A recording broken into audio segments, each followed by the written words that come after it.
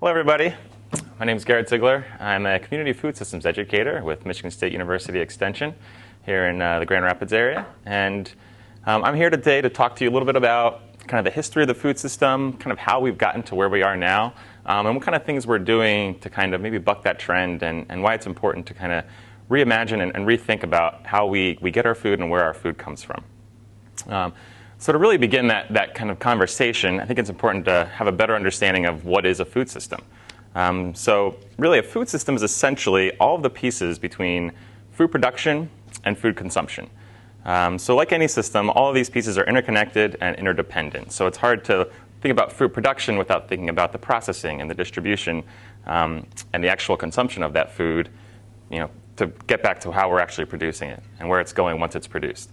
And also an important part of the food system is food waste and what is happening with our food waste once we're done with it, and how we can use that food waste to connect back to the production side through things like composting and taking the food waste and using it as an input for producing more food.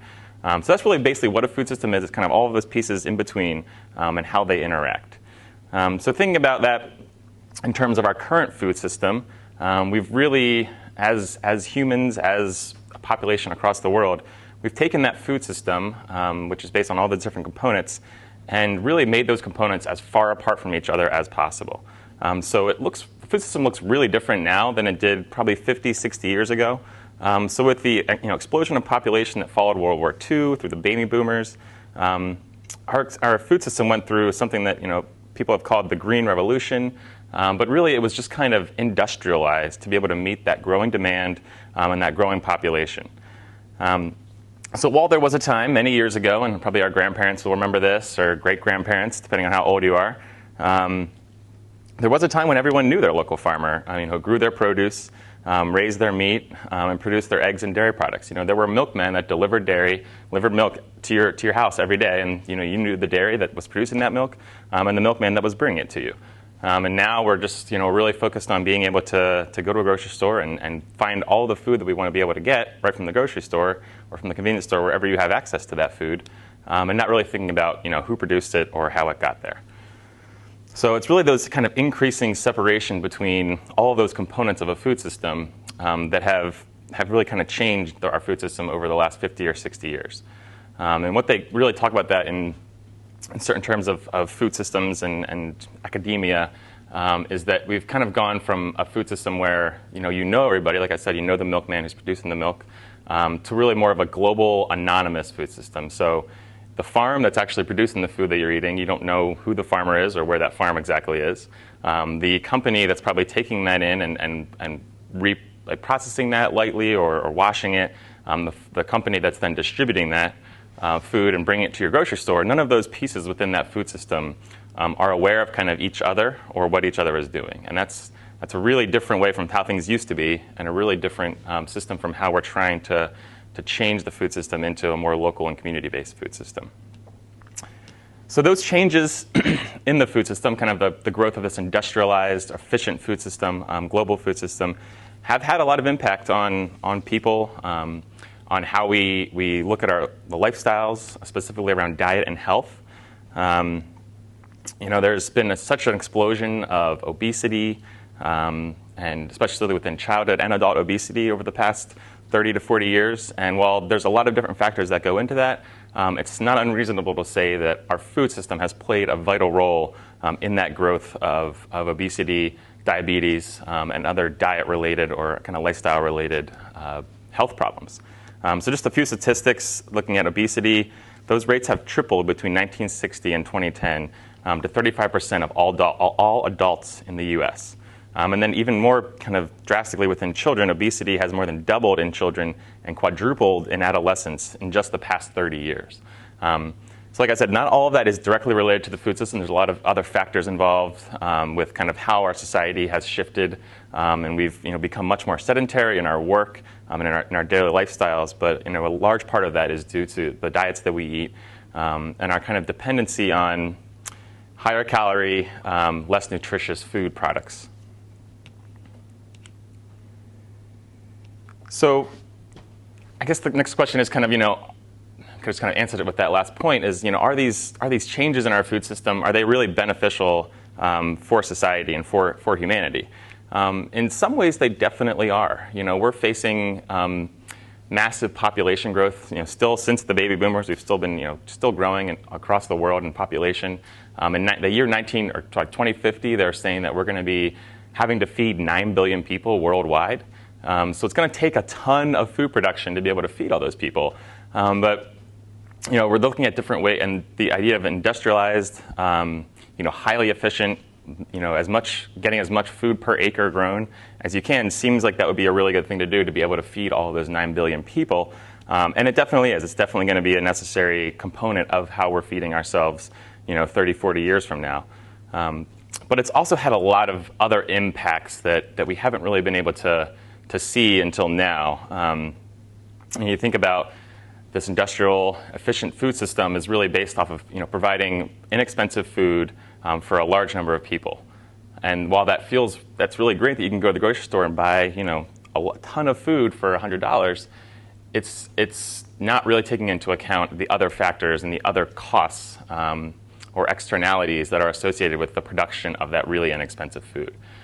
So it would be useful to talk about, when we talk about food systems now, and in the work that I do with community and local food systems, we're really trying to get back to the idea of basing our food system locally and within our communities, and basing it around this idea of what's called good food. So good food is kind of the opposite of industrial, efficient food production. So good food really looks at 4 key components, and these were created by what's something called the Michigan Good Food Charter. So across the state in 2010, a number of people working on local food systems, sustainable and environmentally friendly food production, all got together in Lansing and said, we need to kind of create a vision for the state of Michigan's good food policy kind of moving forward for the next 10 years. So they developed a set of parameters around what is good food. And those 4 parameters are good food is green. And that doesn't necessarily just mean green in color. We're kind of using that term there as a way to describe the environmental impact that the production of that food has. So it's really looking at sustainable food production, organic food production, minimal use of pesticides, and basically just lowering the impact that food production has on the environment.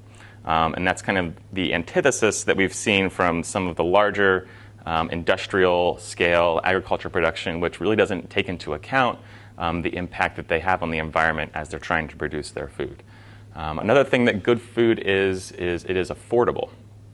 And that basically is saying it's not that good food is cheap, it's just saying that good food is accessible to all. So when you're thinking about a large impact of the work that food pantries do and food assistance folks is being able to provide food to people that are hungry or that don't have access to food. And that's a really, really important part of providing good food and labeling something as being good food is that everybody has a chance to benefit from that food and to be nourished by that food. Then the third point is good food is healthy. So we've talked a lot about the growth of industrial, efficient food production, and that's kind of really been focused on processed food, the use of and growth of corn, and the use of corn products like high fructose corn syrup and other products in our processed foods. And while there's a lot of calories in those foods, there's not a lot of nutrition in those foods. So people are eating a lot of cheap, high-calorie food products which don't actually provide them the nutrition that they need for their bodies to thrive. So when we think about good food in the terms of the Michigan Good Food Charter, we're really focusing on food that is healthy, food that is nutritious, and food that will allow people to thrive and get the needed nutrition that they need to live happy and healthy lives. The last point about good food is that it is fair. And that really means that kind of along the supply chain of how that food was grown, processed, distributed, and then consumed is that nobody along that supply chain was taken advantage of. Workers were paid fair wages.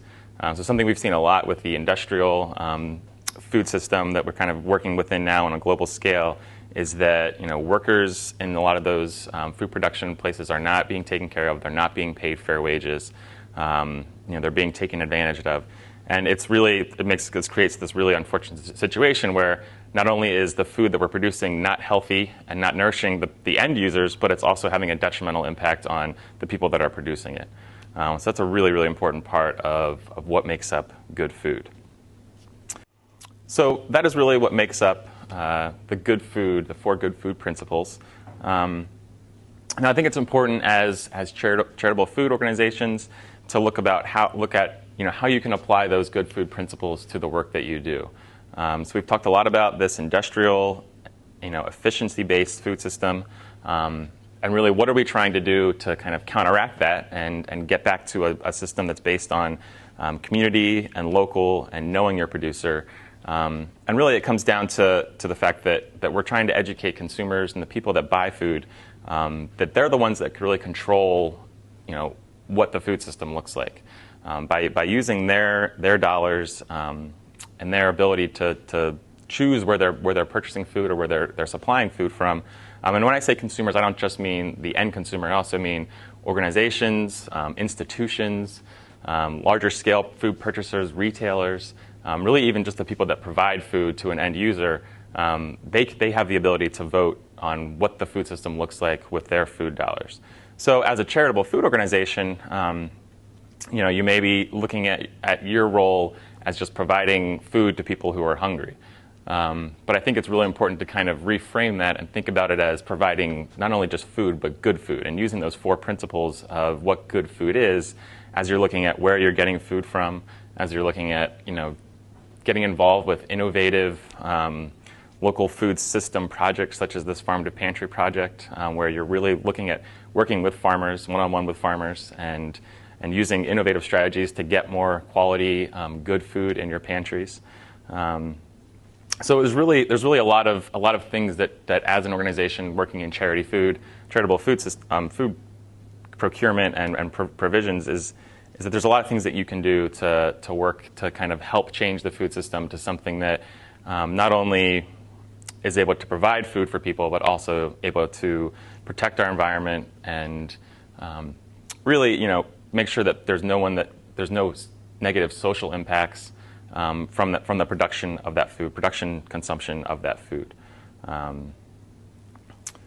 In conclusion, I think it's really important that we kind of understand how our food system has changed over the past 50 to 60 years, kind of how we've gotten to where we're at, what impacts that change has had, and then how we can kind of reimagine that food system and think about the benefits of basing our food system not on efficiency, not on large scale, but on quality, on transparency, and on supporting a locally based food supply chain. So as you go into your work as charitable food organizations, just keep in mind where the food that you're serving is coming from, and that it's important not only to provide food in general, but it's really important to provide that food that is fair, is healthy, is affordable, and is green.